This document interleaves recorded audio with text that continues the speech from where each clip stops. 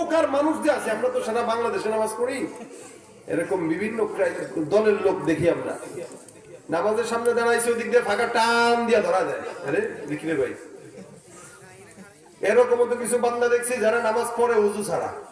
আপনারা দেখছেন কিনা জানি না, সৌদিতে গেলে খুব দেখবেন ওযু ছাড়া নামাজ পড়ে।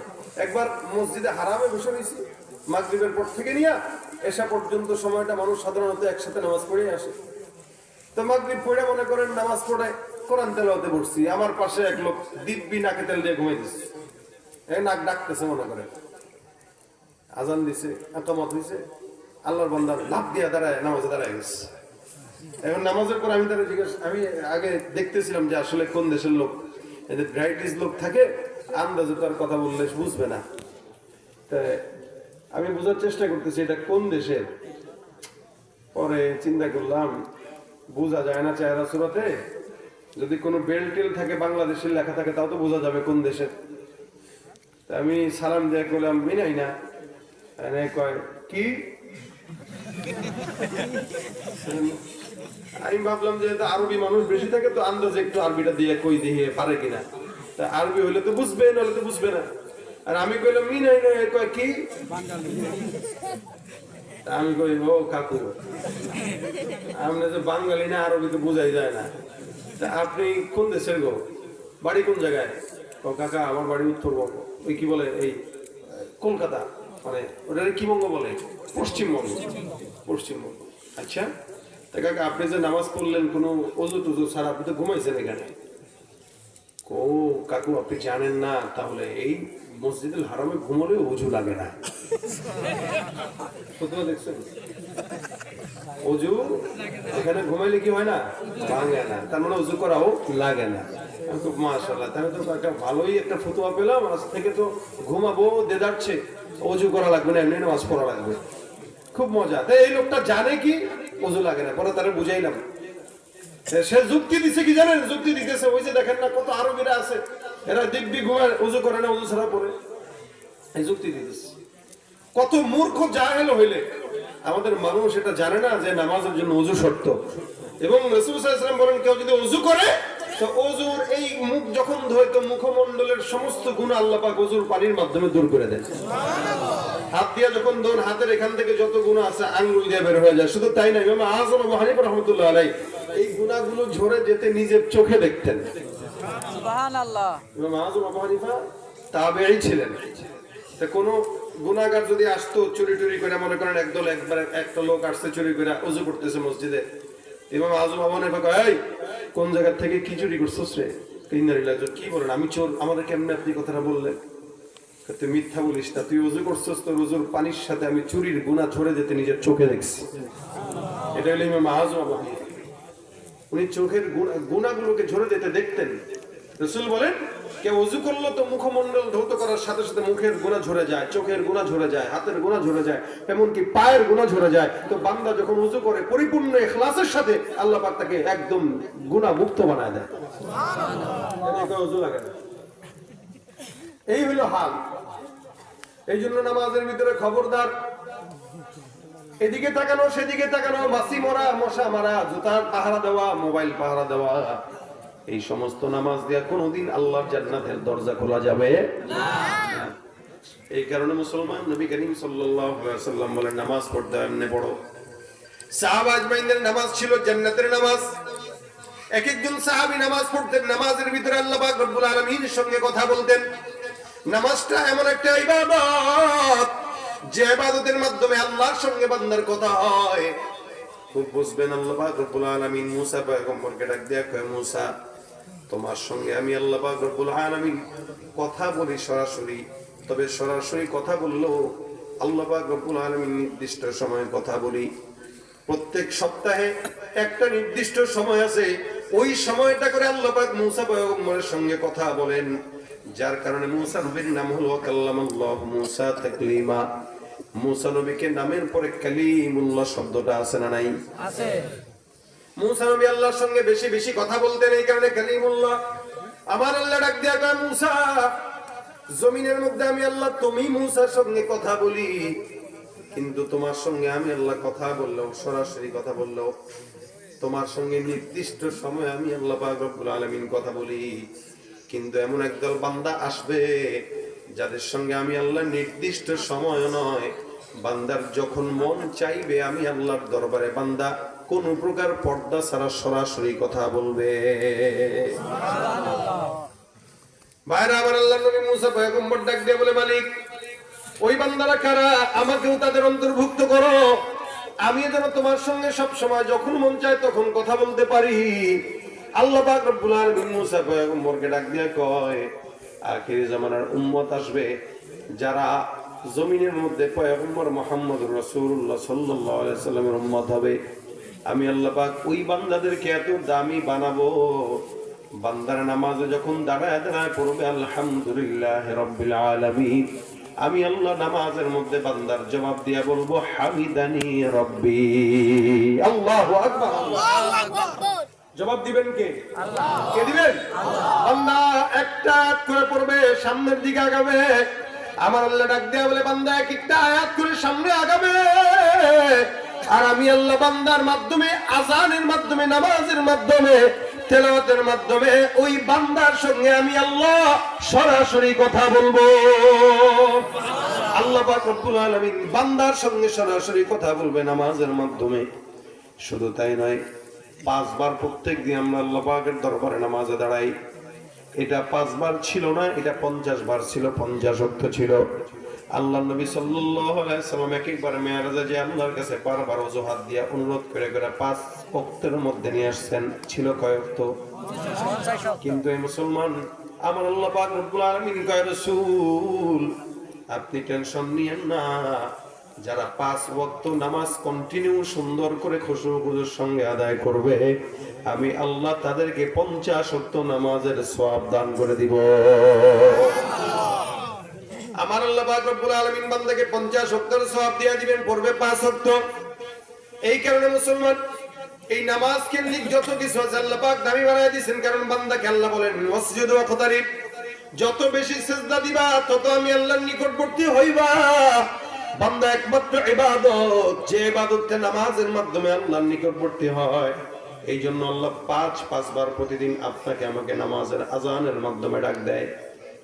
আযানের মাধ্যমে আল্লাহ পাক ডাক দেয়, কয় হাইয়া আলাস সালাহ হাইয়া আলাল ফালাহ, বান্দাকে শিখায় দিবেন।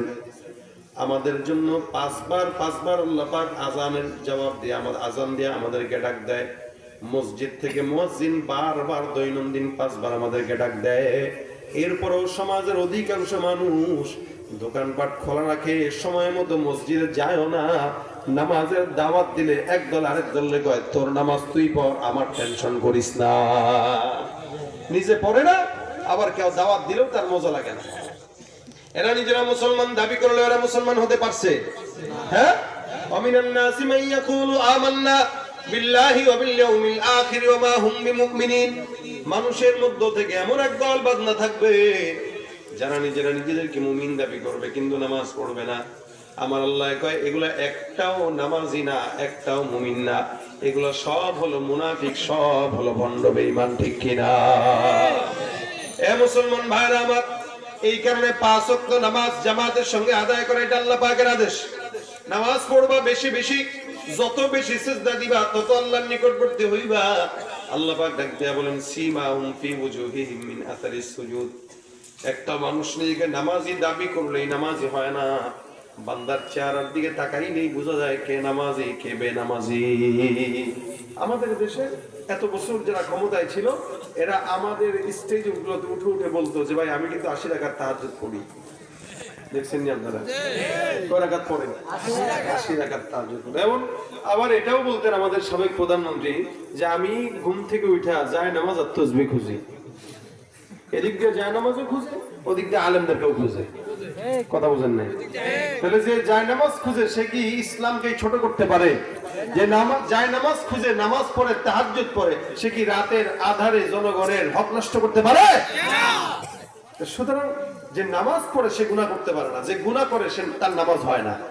কারণ আল্লাহ পাক বলছেন ফাহশা ওয়াল মুনকার, ইচ্ছাকৃত যত ফাহশা গুনাহ আছে নামাজের মাধ্যমে সব ফাহশা গুনাহগুলো আল্লাহ পাক দূর করে দেয়, এবং মুনকার গুনাহগুলো আল্লাহ পাক দূর করে দেয়। ফাহশা মুনকার কাজ নামাজ বান্দাকে ওই ফাহিশা এবং মুনকার কাছ থেকে বাঁচায়। যেই নামাজ আপনাকে ধোঁকা দেয়, যেই নামাজ আপনাকে জান্নাত পর্যন্ত নিতে পারে না, ওইটা নামাজ না, ওইটা ভণ্ডামি ছাড়া কিছু না। সাহাবায়ে কেরাম নামাজের ভিতরে যদি কোনো কিছুর কারণে খুশু নষ্ট হইতো, তারা কি করতেন আর আমরা কি করি? আমরা পাহারা দেই নামাজের ভিতরে মোবাইল আর জুতা।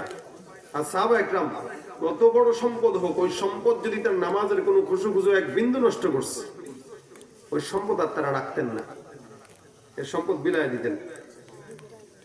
এক সাহাবী আবু তালহা রাদিয়াল্লাহু তাআলা আনহু, উনি একবার নামাজে দাঁড়াইছেন, তো উনার অনেক বড় একটা বাগান ছিল। তো বাগানের ভিতরে উনি ঢুকছেন নামাজের জন্য, দেখাশোনার জন্য। তো নামাজের সময় হয়েছে, উনি নামাজে দাঁড়ায় গেছেন। হঠাৎ করে তাকায় দেখে জঙ্গলের ভিতরে একটা ছোট্ট পাখি ঢুকছে, সুন্দর। পাখিটা যে ঢুকছে, পাখিটা আর বেরোইতে পারতেছে না। একবার এদিকে যায়, একবার ওদিকে যায়, একবার সামনে, একবার পিছনে, খালি এদিক সেদিক নড়াচড়া করতেছে। আবু তালহা রাদিয়াল্লাহু তাআলা নামাজের মধ্যে পাখির দিকে নজর যায়, চিন্তা করে এত সুন্দর পাখিটা আমার বাগানের মধ্যে ঢুকলো, এই বাগান থেকে বের হওয়ার রাস্তা তালাশ করে পায় না। আরে চমৎকার লাগে, ডানে একবার যায়, বামে একবার যায়।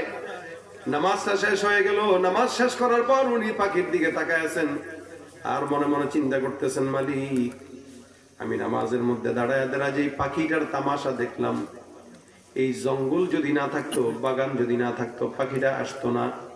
আর পাখিও যদি না আসতো, আমার নামাজের খুশু নষ্ট হইতো না। আমি নামাজের মধ্যে সম্পূর্ণ আমার ওই পাখির দিকে নজর। আল্লাহ রাসূল সাল্লাল্লাহু আলাইহি ওয়াসাল্লামের কাছে আল্লাহর বান্দা চলে গেছে, যা ডাক দেয়া কয়, ইয়া রাসূলুল্লাহ, যে পাখিটা দেখতেছেন, আমার একটা সুন্দর বাগান, বাগানের মধ্যে আজকে আমি নামাজের মধ্যে দাঁড়াইলাম, দাঁড়ায় তাকায় দেখি একটা ছোট্ট পাখি কোন জায়গা থেকে উড়ে এসে আমার ডালের মধ্যে বসলো। আমার ওই গাছের ডালে যখন বসলো, বের হওয়ার জন্য রাস্তা পায় না। একবার ডানে তাকায়, বামে তাকায়, একবার এদিক সেদিক ছোটাছুটি করে। এত চমৎকার দৃশ্য, আমি চিন্তা করলাম এত সুন্দর দৃশ্য আমার দেখতে বড়ই মজা লাগে, যার কারণে আমি আমার পাখিটার দিকে নজর দিয়ে আমি সুন্দর করে তার দিকেই পাগল হয়ে গেছি।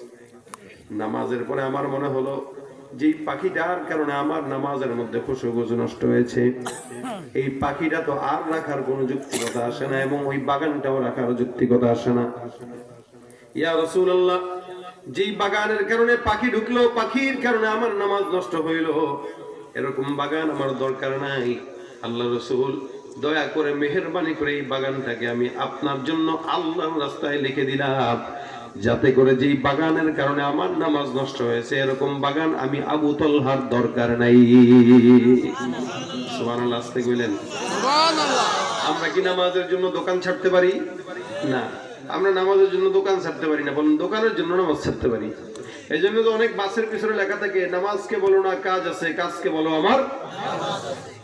আমরা নামাজটা বলি, ভাইরে কাজ কাম আছে, পরমুনে 50 বছর পরে, 40 বছর পরে।